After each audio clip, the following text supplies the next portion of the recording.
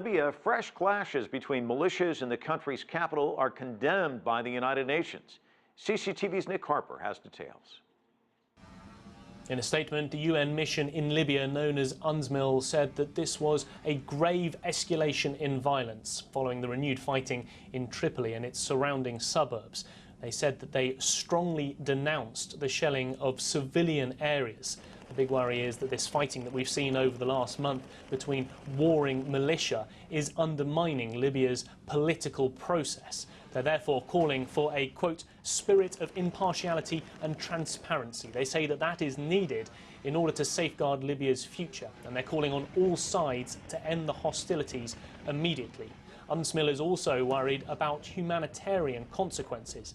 They say that people living in Tripoli and Benghazi in particular are running out of food, and they say that the continued fighting is exacerbating the problem for civilians living in the country.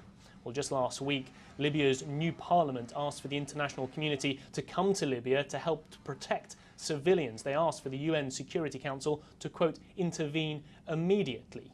We have seen a number of diplomatic missions closing in Libya over the last few weeks. The UK and the US have both closed their embassies in Tripoli, and even the UN mission, UNSMIL, has reduced the number of staff that it has in the capital. Here in New York, the Security Council is meeting next Wednesday to discuss the situation in the country. They're unlikely to want to approve sending a full peacekeeping mission to the country. However, they may look at ways to try and bolster what they already have there in terms of UNSMIL and their presence in the country.